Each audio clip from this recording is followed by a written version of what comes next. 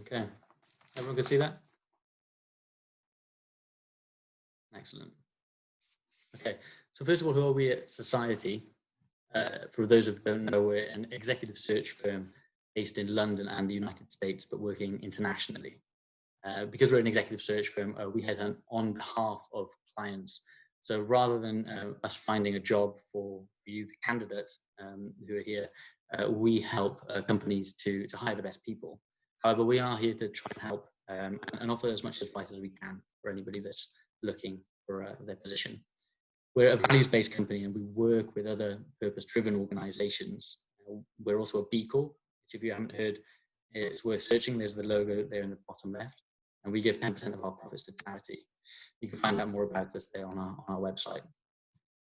I'm here with my colleague, James Lee. James, if you want to briefly introduce yourself. You have to unmute. Sorry, I think my internet's playing up. Good afternoon, everyone. My name's James Lee. I'm the principal consultant at the hospitality practice here at Society. Started a career in five-star luxury hotels and have been in as the headhunter and a recruitment consultant for the last decade within the hospitality sector. Fabulous. And I'm George. I've been working with James for about 5 years, leading on the research there as well. Our speakers are David and Harry. Thank you for coming. David, a culinary director with Sodexo and the vice president of the Craft Guild of Chefs that we'll look at a little bit later. Is there anything else you'd like to mention at the beginning, David? No, go for it. And Harry there is the director of culinary for the Wembley Stadium, inspiring the next generation of culinary professionals as well. Hello, Harry. Hello.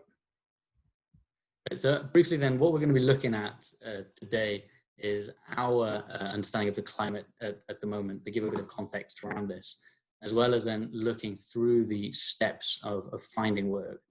One of the key elements there is going to be the CV, of course, and we're going to be looking at some of the improvements that can be made to overcome flaws that we often see in CVs, especially when recruiting for chefs. And then looking at some advice around some of the supporting materials, like a covering letter, for example, and with some interview tips specific to the climate at the moment where there's much more virtual interviews happening. We'll also be looking at where to look for opportunities and to find work and to connect. Just let that other person in. Okay, so the current climate, first of all, billions of pounds are turned over in the hospitality industry. But look, this year, probably more than any other industry, the hospitality market has really come to a bit of a standstill. And there's been a lot of dire news out there about lots of big groups closing, lots of roles becoming redundant. And, you know, a lot of people are going to be looking for work. What that means for chefs that are going to be applying is that there is a lot of competition, which is why we're trying to kind of offer as much assistance as we can. Because for any position, there's going to be people applying that have even more experience, that are more senior at the moment. And so if there's little mistakes and things like that in an application, it'll really help. Multitask. When we look at places that dealt with the COVID crisis earlier, like China, we can see that they've rebounded in a massive way. Occupancy in hotels are up at sort of 70–80% already. There's a lot of investment happening as well in places like the Middle East, as well as here in the UK in some of the young hospitality leaders. And there's also people that have been finding opportunities in adversity through this, coming up with ideas like directly delivering food from their home kitchens as well. So there's lots of things happening, and you know, the future for next year looks like it's going to be brighter, but it's also worth thinking outside the box. Finding position, the process really starts with getting exposure, not only making sure that people can find you, but making sure that you are like getting exposure of the positions. So LinkedIn is one really obvious example to do both of those, but job sites, getting Google alerts for jobs that come up that are suitable, and getting your network stronger so that if things come up, you're going to find out about it. finding the job posts and making sure that you are applying for the ones that are well suited to you are going to be key. And making sure that you're prepared before you're doing that is going to give you a good chance. During that application process, we're going to be looking at here, there's the CV, making sure that that's as good as it can be, as well as the other materials that you can go through and the interviews. And then following that, then it's worth thinking about what you can do to kind of improve your chances to actually get that offer at the end of the day. So your CV, when you're applying for a position, you want to make sure that any of it could be checked and that it's honest. You also want to be able to give it to somebody who maybe doesn't know you and ask, can they quickly and easily navigate through it and understand all of the different parts? Because if it's not clear, it's going to hold you back. You also don't want to add loads more information than is necessary. And making sure that there aren't any typos, errors around grammar and things like that are really important, because if it doesn't look professional, then somebody else is going to look much more promising. And finally, you want it to look nice. And Harry's going to talk about that a little bit more, because, like we say, there's a lot of competition at the moment, and making sure that your CV stands out in a good way is going to help. So yeah, over to you, Harry.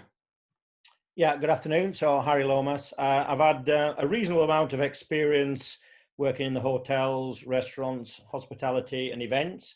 Over the past 10 years, certainly, I've been actively involved in training the next generation of chefs and working very closely with talent acquisition and HR teams at the forefront of recruiting chefs, in particular for specific sort of roles in industry. And I've seen lots of chef applications and CVs come across the desk.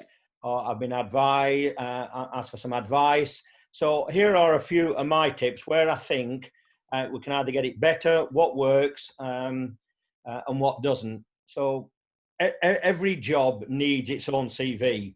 The idea of just doing one CV and throwing it out to 10 jobs, in my opinion, doesn't work. There's nothing worse than having something land on your desk and it opens up by saying, hello, Sodexo, when I'm Delaware North. So the idea is make each one specific for the job. The first tip is to get the layout right. Even the best CVs in the world can be let down just by poor presentation. CV's got to be well written, well presented in a professional order, really to catch the reader's eye. Keep it short and sweet. Most effective CVs aren't just informative, they're also very concise and specific.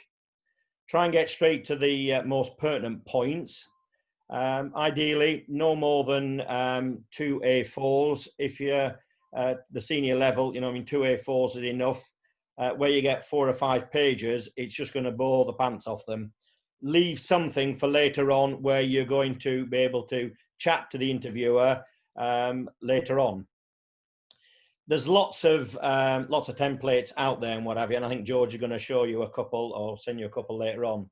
Mm-hmm. You only get one chance at making, a good impression. Choose a professional font, not some silly font that sort of straight away will just dismiss it. Present things in a logical order, using your reverse chronological order, so you're newest at the top. Try and use bullet points and get the one-liners in there.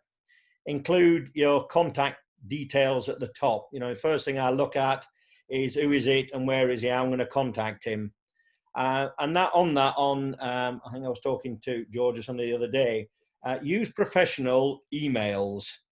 The emails that I was looking at the other day just do not suit a job, the name for an executive chef who's coming into my 5-star hotel. So just try and use a professional email that's something that they can relate to, and it sort of just makes it look that much more professional. And again, just make sure that your spelling and grammar is being checked. I think 8 out of 10 CVs that come across the desk, there's some spelling and grammar mistakes. That's how bad it is. And when you get my name wrong when you're sort of writing, that doesn't go down very well. And if you can't spell restaurant, it doesn't bode well neither. My second point then really is get to the point. Personal statement, purpose of is based around selling yourself very quickly to the reader, but don't be generic. Explain what's unique about you.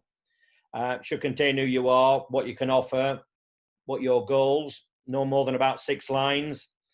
Mention in there anything like team size, budgets, covers. Be specific about what it is you do and what you can bring. Don't explain every boring detail about your life since being born. Less is more. I mentioned before, leave some room, tease the reader, so when you get your interview, you've got something to go back on. Oh, I'm interested in looking at this point. You mentioned that, and it gives you something to work on in your interview. A day spent on your CV is better than 6 months waiting for a reply. And I really believe that if you spend time and getting your CV right before you wing it out, and then all you've got to do is to update it and tweak it and make it bespoke for that job you're going for. Again, always make sure that someone is proofread your CV before it goes out. Continuity, don't let there be any big gaps in it, because all it will do is raise eyebrows, and they want to know where you've been, what you've been doing. Be honest about it, be positive. And again, redundancy, if you've been redundant, just say, the previous employer had to make some serious cuts due to COVID-19, and you was first in, first out. So unfortunately, you had to go, but you can speak to my boss, my old boss. I'm very proud of what I've achieved there, but don't leave it out. Put it in there so there's some continuity. As I mentioned, tailor your CV to each of the jobs. I was looking on it yesterday on a popular website for jobs for exec chefs, and the 4 that were on there wanted completely different skill sets, from fine dining, high-end signature food, development chef with a small team, a chef manager with high volume background, background in B&I, background in independent schools. All those sort of things are things that are in their advert. So when you're going back to them, if you've got that skill set and that's what you want to highlight, then make sure they know you've got it. And again, qualifications. Do you have any? Are they the right for the role? Are they right for what you're going to be doing? And just make sure that you let them know. A couple of things that have been coming up lately that more and more as we sort of in the senior roles, commercial awareness. Nearly every job in the senior roles, they'll want you to have some form of commercial awareness. Teamwork skills, communication skills, those are 3 things that you need to just get somewhere into your CV, and then they certainly will help you when you go for your interview, learn what all that is, because those are the questions they're going to be asking you. Commercial awareness, it's about understanding the market trends, the business, competition, the product, all those sort of things. Just get all that in together, ready for answering on your interview. Pretty much that's a sort of brings it all together to the devil's in the detail. Make sure that what you write down is honest, because you're going to be quizzed about it, you're going to be asked about it, and just make sure they're bespoke and genuine to each one. I do believe that there's going to be new opportunities out there. We're just going to do things differently, but the chef brigade, the hospitality brigade, will come back to life. I think it'll come back as fast as it went out. We've just got to get a jab sorted out, and then we'll be off and running. So don't give in, and it may be that you've got to go a bit left and right before we get to your job. But getting a good CV is only the first part of going for your next job. Hopefully that helps. Nice positive end, exactly. And like Harry mentioned, we got here one sample that we found from monster.co.uk. There's a lot online, and so it's definitely worth, especially if you haven't updated your CV in a while, to just go on there and type in, chef CV templates, looking at 3-4, you'll start to kind of see similarities between them. And if you look then at your CV and it looks messier or more difficult to get around, or things are in completely a different order, then it's worth kind of coming back to these. But like I say, I will share this, share the slides with anybody that wants it. My email will be at the end. So what goes with a CV matters, as much as the CV. One of the things that traditionally has always gone along is a covering letter. Now, a lot of chefs that I know and that I've helped recruit, they've kind of found the job, directly through people, through recommendations. Whereas now, because again, there's so much competition and because so much more is less face-to-face, covering letters are going to be increasingly important. And tailoring a CV is crucial, but tailoring the covering letter even more so. Having a covering letter which you can just tell is completely the same as it would be if it was for a completely different organization and position really shows that you haven't spent some time, and so kind of trying to make the covering letter about the organization and the role that you're applying for, and really going into elements like Harry was saying that aren't in the CV that really add to your application, specific to that role, are going to be key. With a chef position, because of how creative it is, there's a big opportunity to show your strengths with a portfolio. Now, I really like having a kind of a PDF document, maybe 6 pages, something like that, with images and summaries and a bit of description around some of the most beautiful plates that you've made. And for an organization, for example, if it's a particular cuisine, Asian cuisine in a nice hotel, if you can show that you've made dishes that are up to scratch with the kinds of dishes that they offer, that's going to massively benefit your application. So having a portfolio, whether that's online or whether that's, like I say, a PDF, can be really useful. And that is part of a broader personal brand, which I'm seeing more and more commonly these days. Having your personal brand, your style of cooking, and also a way of kind of showing a little bit more of who you are, can really help when you're trying to fit yourself in with a particular restaurant, for example. If restaurants have a kind of a narrative and a sense of what they're like as a brand, and if they Google you and they see that on your Instagram or your Twitter or whatever it might be, that it would be a perfect fit, that it looks the part, then that's going to help as well. And there's it's easy to find examples online. There's famous chefs on Twitter, on Instagram, where you can put those same pictures up of your favorite dishes, and really kind of show off who you are. And then other ways of getting inspired, you can look on websites like Pinterest for examples of other chefs' websites, portfolios, and social media accounts. So there's a lot of places that you can find inspiration there.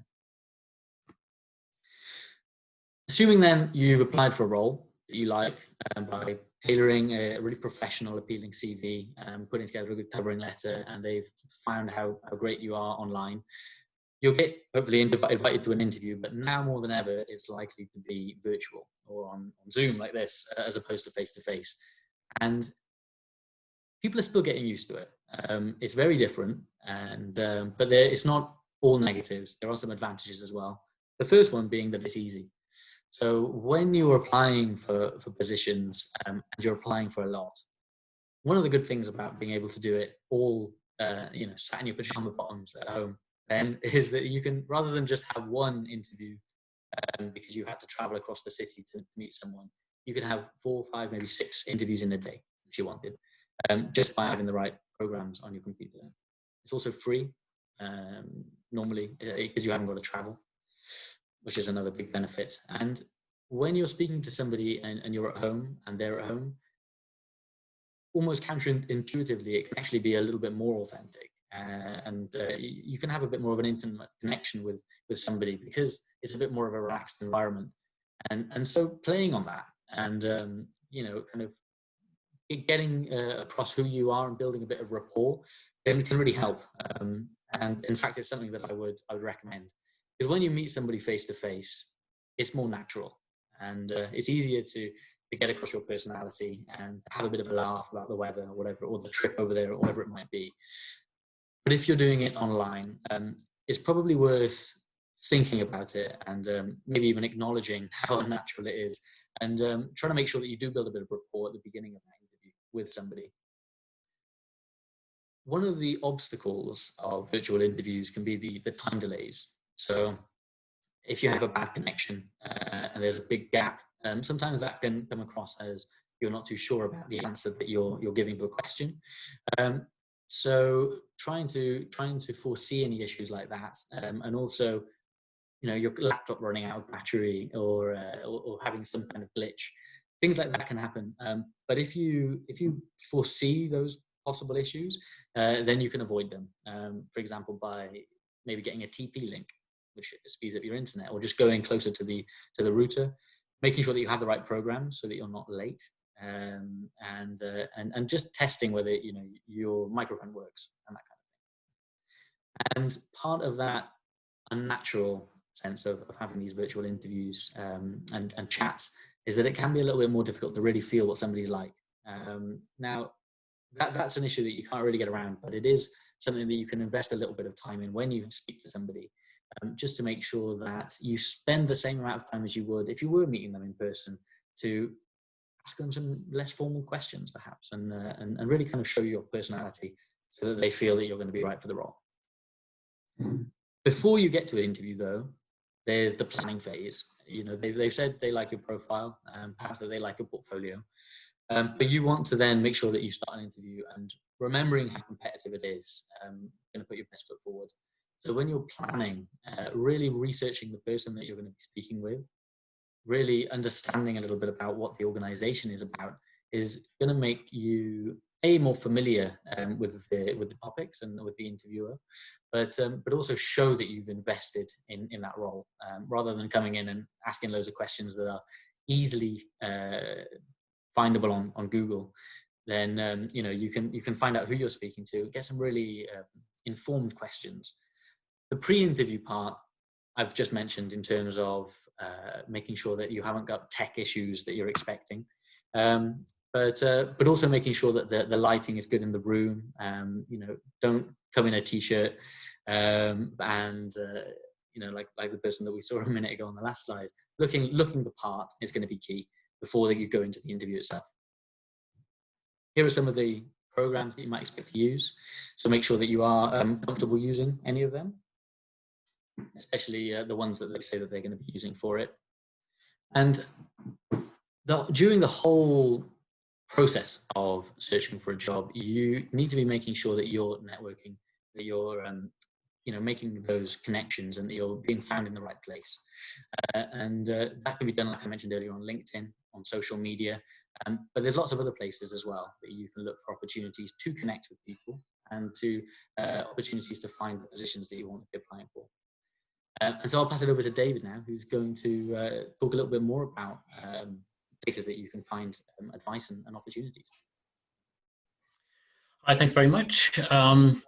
Yeah, really interesting points, and I guess just to pick up on one of Harry's points, I wouldn't mind at all if he opened a letter to Delaware and it said "Dear Sodexo," but that's just personal. I think just to add, really, George, you know, one of the things that we've found from a Sodexo point of view, and any large company and food service provider is going to find this, that, you know, one is we are all heavily impacted by this.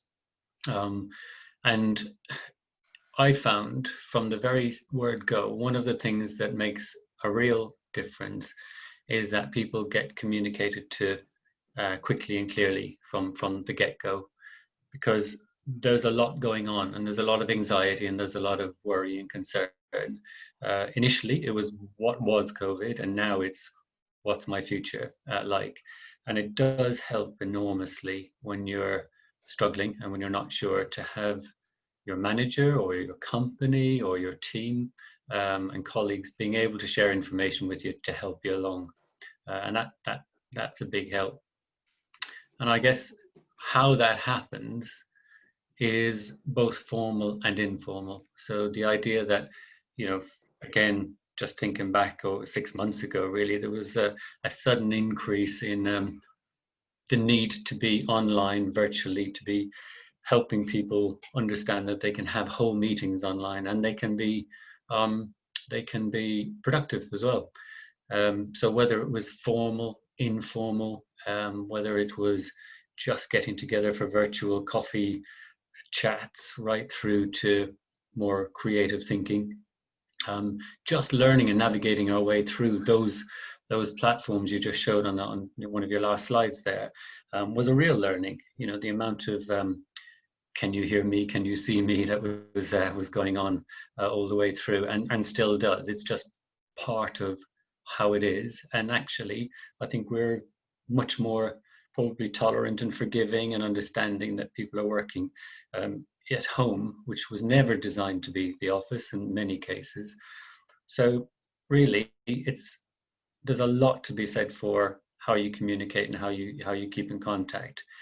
Again, though, it's, you know, this is all about that next job, and whether you're currently concerned and in work or have found yourself looking for that next move, it's about preparing and getting organized. And there are so many resources, lots of it around, and you've got to be able to pick and choose the right kind of resources to be able to help you in your next role. And I think really it's just making sure that at the very beginning of this, that you understand that this, whatever's happening and whatever's happened, isn't a reflection of you. This is a reflection of something that's happened outside of our control. It's a worldwide pandemic, but you've got now to take control yourself and get yourself organized. The CV is, as George and Harry have said, is critical. You know, that's the one shop window you've got to get your message across. So all of those tips and advice that they gave is critical. And also learning how to use these platforms, Zoom, Teams, etc., and getting yourself out there, getting yourself out on, whether it's LinkedIn, whether it's social platforms. And probably something as well is to remember that when you're getting yourself out there on a social platform because you need to be seen in a positive light, don't forget that that same social platform has always been there for you. So never use it in the wrong way, because that will come back and bite. And in terms of the food service circle, I think one of the things that was set up recently as a one-stop shop for careers and for support has been the food service circle. And it's early days, but it's going extremely well. And the idea is that over 20 companies got together and said, we've all got a common need here. We all either need people or want people to be helped at this time. So it's a one-stop shop, and it provides lots of information, support, resources, but it's a great place to go to see what's going on, what kind of jobs are out there. And also more recently, Career Scope, which is mostly, it's a Springboard, Hospitality Action, Savoy Educational Trust, and others platform to support people looking for their next roles as well. So well worth looking at those, and obviously recruitment platforms as well to see what's out there. And of course, not forgetting the Craft Guild of Chefs. The recently launched app is a great resource to dip into what support and help the Craft Guild can offer, from mentorship to engagement, and being part of that network. And it's all about giving people enough of the right advice and the right support and help they need when they need it. Now, George and Harry, I think, again, you've also mentioned the importance of attracting an employer. And I think, again, the idea that you've got one chance to impress, the idea that you've got to be able to put yourself above candidates when you need that role, you need to show people very quickly what your USP is, why they should hire you above anyone else at that point, because this is about you. So as part of your CV, as part of your skill set, and as part of checking out your own transferable skills, it's a good time to take time to sit back and think, what do I want? What is the next move that I actually want? Because if you know and you're clear about what you want, it's a lot easier for you to decide what to go for, but also to give a very good interview because you've got a vested interest in it and you're passionate about it.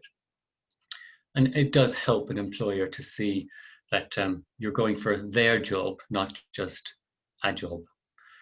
So it's it's well worth being as aware of that, what that company does, and you're going for it for the right reasons. And I think also just the idea from an employer's point of view, because the employer should be as switched on to asking the right questions in the right way, particularly if it's online, because it's a different type of platform where you don't get a sense of the person in the room. So they have to prepare just as well as you. But at the end of the day, you've got to do your very, very best job. And I think just from any employer's point of view, you can have the skill set, you can have the interest, you can have the right experience, etc. But often, and particularly now where there's probably a lot of people with very good skill sets, we need to know what you've done over and above. Are you prepared to, and have you gone that extra mile? Have you done something different? And sometimes it's not just work. It's the idea that you've helped a local food bank, or you've been part of feeding key workers, or involved in a charitable event, that kind of thing, particularly when it's done for the right reasons and it just adds to the whole story of you, is a great opportunity just to get the edge and give you that job that you need. And I think one of the things I found when we ran this year, we ran the National and Young National Chef of the Year as an example, was that we had a whole group of very talented chefs that were either furloughed, or they were looking for another job, they had just been made redundant, or they were finding that they had some time. And they entered a competition, which in some ways you could say, well, isn't the biggest priority in the world. But what they were showing was they wanted to put a huge amount of culinary passion into something that tested them. And as they went through the Chef of the Year, they basically got the attention of so many senior chefs across the industry, not just the celebrity and Michelin-starred chefs, but employers and chefs across every company, from every group, were aware of this competition going on. And you couldn't help but see the kind of people and the kind of passion they were putting in. And that, to me, is the kind of person that you want to employ. So it's not necessarily about a competition, but it's doing something to really, really push yourself. So I think, and somebody touched on the transferable skills piece here earlier as well. It's worth really interrogating that, because sometimes we don't realize the kind of skills we have are transferable in different ways. So it's not necessarily just, I work in one section and I could do another section, but I work in one part of the industry, I could do something really good in another part of the industry. Or I'm more creative and I could go into a different area, but use those skills that I've developed. So it's really worth taking some coaching and guidance and advice and feedback from people that you respect as well. And ultimately, at the end of the day, remember, this is going to change. We're going to still need talented, skilled chefs at all levels, across all sectors, across the industry. So keep motivated, keep connected, and obviously keep on cooking. Back to you, George. Also, just unmute myself. Thanks so much, David. Yeah, and again, ending on a positive note. And I thought it was a really good point that you made earlier on, that it's not people that have become redundant, it's positions, because of something that's outside all of our control. So, but yeah, there are lots of things that people can be doing, for sure. And so some of the places that you've mentioned already, and that we talked about, that you can find opportunities to connect, find opportunities to apply for, and really just look for information. Are the associations, chefs associations, other professional bodies as well. And I mean, we can see, talking about these, the craft builder chefs over there, and some of the help that you found, that mentioned a minute ago. Some of the job boards, there's the caterer is a great place to find news, which I think I didn't mention it. The caterer is a good place to find news, but there's also jobs on the caterer. There's all of the places like Indeed, and Monster, where there's jobs that are for chefs as well. But there's also chefjobs.co.uk, which is specific for it. And most of them offer a kind of a service where if you type in the kind of chef job that you're looking at, you can get an email every time one comes up. And so really staying up to date with those as well. And below there's 2 other websites, CareerScope and Food Service Circle, that David, you just mentioned, and people can find more there. So like Harry and David have said, that we've got more than enough reason to stay optimistic. It is going to be another difficult couple of months, that's for sure, for the whole of hospitality. You know, for chefs whose roles have become redundant, it's not going to be easy to find something, but it's important to keep trying and not to lose hope, like David just mentioned, and also to get help. Again, just that was said a moment ago, finding people who you can trust and who have done this are very often there that you can ask for help. And then, like I say, we're happy to get CVs and to offer feedback, and having that that commitment to continuous improvement, to constantly looking at ways that you can tailor your CV a little bit better, that you can take a better photo of your work and upload it in another place, and constantly looking at ways that that you can improve while, you know, in between these jobs, and finding that opportunity in adversity, like I said before, with patience and with preparation whenever things do come up, so that you're avoiding any silly mistakes and keeping organized throughout it. So that's all for the slides from us. We've got we've saved some time at the end now, just to have a bit more of an ad hoc chat between us, and to kind of answer any questions that might have come up. So like I say, feel free to contact us though, send your CV or ask any other questions that we haven't got time to answer today. That's my email and phone number, and James's underneath as well. And so James, did any questions, have you got any questions for Harry or David or both? There is a question that's come up in the chat, which comes from Claire, and she was wanting to ask Harry or David, during recent recruitment drives that you've had to do recently, are there any things that really stand out or jump out from CVs that make you stop and look again? And if so, David, sorry, I think you mentioned a couple of the ad hoc things that they could be doing, but are there other things that they could be doing or they could put on their CVs that make them really stand out?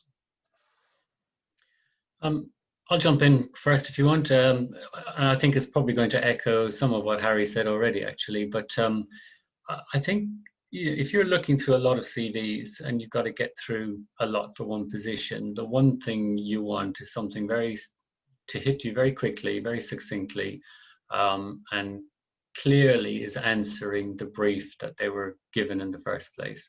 So the idea that, you know, if somebody, for instance, is recruiting and they're saying, you know, is controlling a budget of X million or something, you want somebody to be saying, you know, I can manage food costs to this degree. I've got highly experienced in managing multiple outlets with a you know, huge spend or whatever. You just want to understand that straight off. They understand that finance is big in that particular role.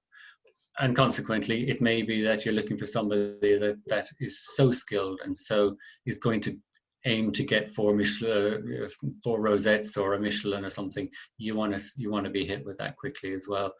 So I think that kind of that cover letter to the CV, bespoking that and answering the exam question quickly gets your attention.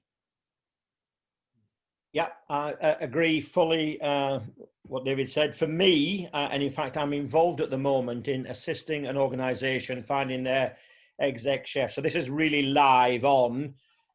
We had 38 applicants. After 2 weeks, we've got it down and we're going to interview 6 people. And I looked at all them CVs, and knowing I was coming onto this, I've tried to find out and dig out what bored me, what got me excited and what didn't. So one of the things for me, I'm about people. And if you're going to come and work for me or be part of my organization, I want to know what you're going to bring to it and what you're going to do for me and my people. So very much training the next generation. I'm not one to just have a prima donna in. I need you. You are coming on part of a team. You're going to be part of the team and work together. You're not coming here to just create something for yourself. So very much, I want to know what you're doing about your own self-development. What have you done? And of course, we've had an ideal time now in this lockdown. What have you been doing?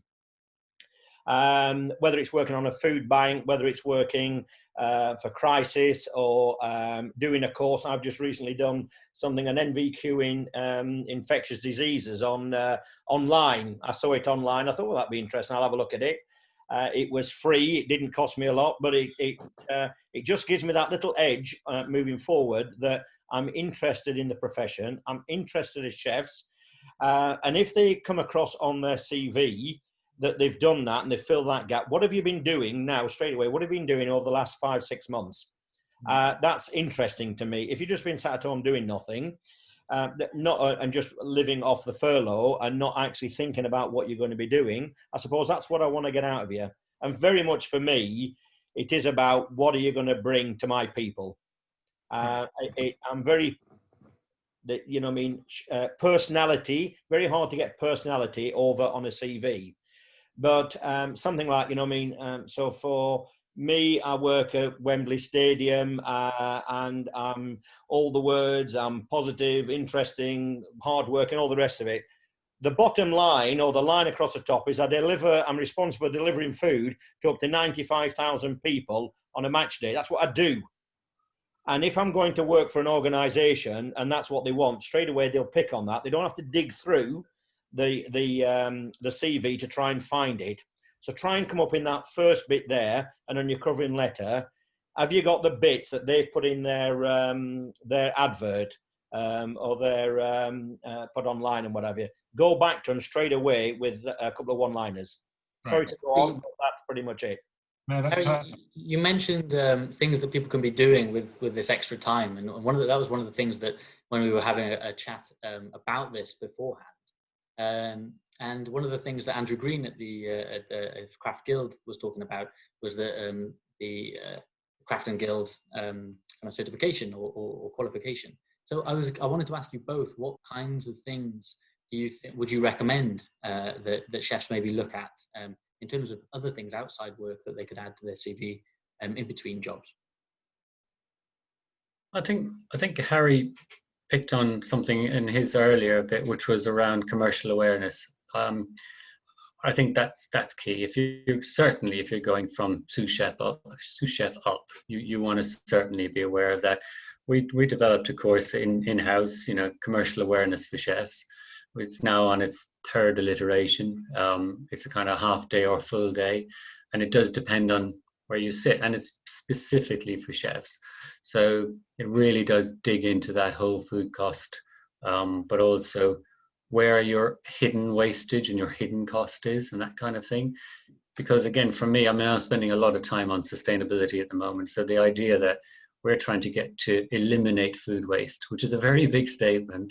And when you really dig into that, there's a lot in it. But in order to get to that, everybody has to play a small part. And that one of those small parts is being able to understand what that means. So the training that you're giving is, you want to almost get to a point where it becomes common sense.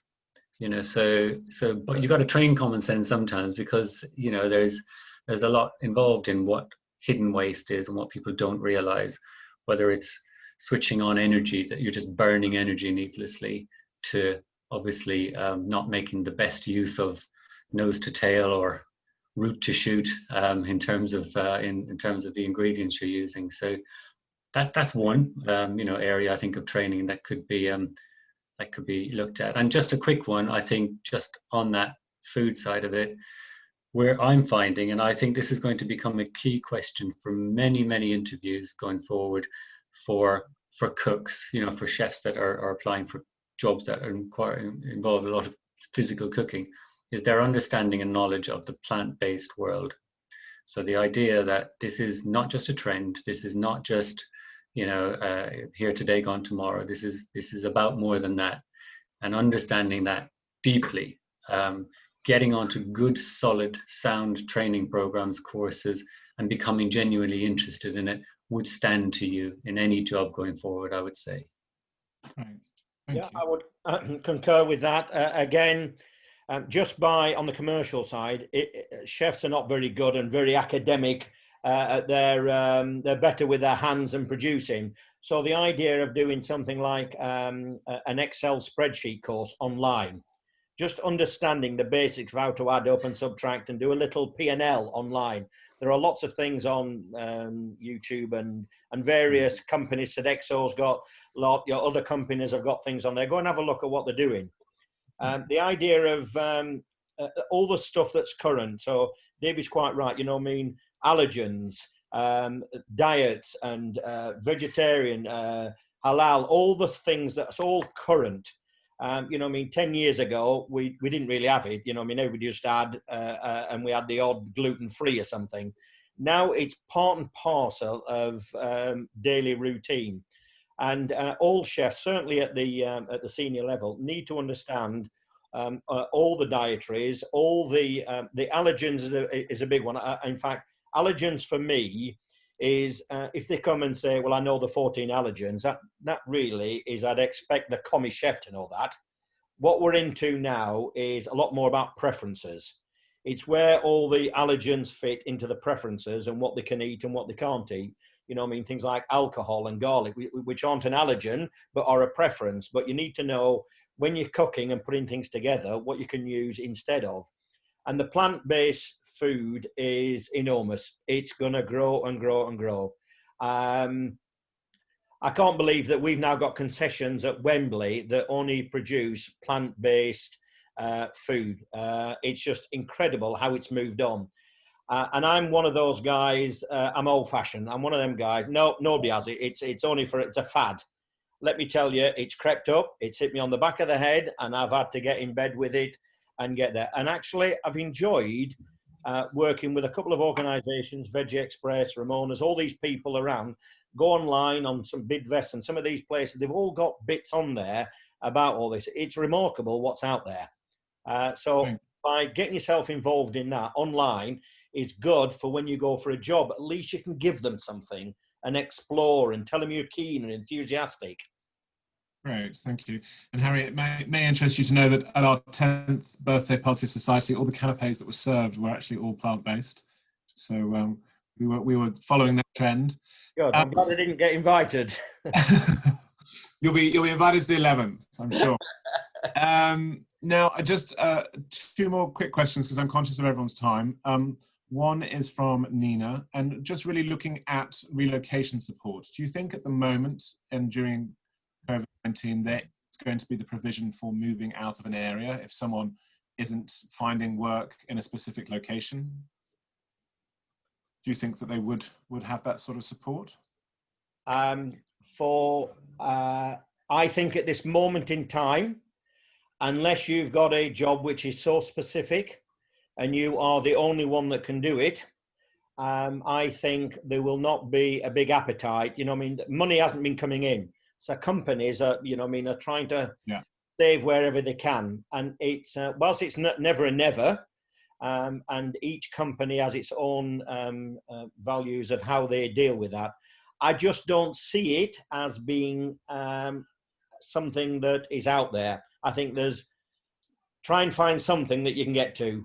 Try and, you know, that you can do in this moment in time. 6 months' time, I think we'll be back up and running. Right, thank you. And then the last question comes from Gareth. Are you seeing chefs using images and videos as part of their application? And do you think that's worth it to go along with a CV?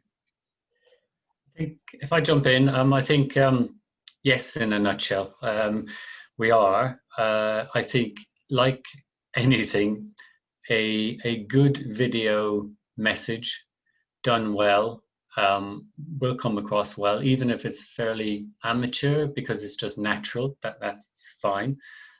However, I've seen some lately where they've tried to add some animation and add some tricks, and it doesn't do great. So it's a bit like a live CV. The one example I'd use that was very positive, back to National Chef of the Year as an odd example, but this year, because of COVID, we took what would normally be a semi-final heat and invited 40 chefs to put a 1 minute 20-second video of themselves presenting a dish that summed them up as a chef. That was their task. Whatever dish that summed you up, so whether it was something historical or something that was a memory or something that you're passionate about. And we learned more in that 1 minute 20 seconds about those chefs than I probably ever learned in running this competition for about 20 years, because true passion and where they came from the heart was clear. And any one of those people, honestly, you'd have employed. So done well, done honestly, and I think with the right criteria as to why they're being asked to do that piece of work, absolutely. So it was another learning, really. Okay, great. And I think one more question just came in from Tanya. How can the industry diversify further? I think she's sort of meaning around, I hope she's meaning around, you know, diversifying with its, you know, hiring people from diverse backgrounds. Do you think that we can do more? Well, I honestly believe that the hospitality industry is got to be one of the most diverse employees going. You know, I mean, there's always more we can do, without a shadow of a doubt. We're learning all the time. And, I agree. but I think there's been, and I'm not quite sure where this diversity is going to, but it's being practical of what you can employ in the workplace. You know what I mean? In the chef, in the kitchen, you need people who can move around and be relatively safe in there. So there's horses for courses, as there is in all jobs. But I personally think that our industry is one of the leaders of diversity. Right. Wonderful. Just to add, sorry, I think it's probably worth just adding, I agree to a certain extent, but I think there's a piece of work that needs to be done around how interviews are carried out, how unconscious bias plays a part, and actually, if you look through the industry, it's diverse in a number of areas and less diverse in others. So actually, in some parts, particularly as you go up the ladder, I think there's a job to be done. And I know that, again, and I only say that because we're doing quite a bit of work on that at the moment, and particularly this month where Black Lives Matters, etc., and you know, a real push on diversity inclusion, and questioning ourselves, you know, and how we improve that and change that. And there's a number of initiatives that we're working on, or continuing, or pushing further, that challenge what we think we're good at to make that better. Right, thank you. Well, it feels like a nice timely end then. We didn't overrun. I just want to say thank you so much again, Harry and David, for everything that you've been doing. I'll send the recording over to you, and I look forward to staying in touch. Thank you, James, as well, and for all the people that sent us in questions. Thank you very much, everyone. Thank you. Keep safe. Nice to meet everybody. Take care. See you later. Bye. Good to see you. Bye-bye.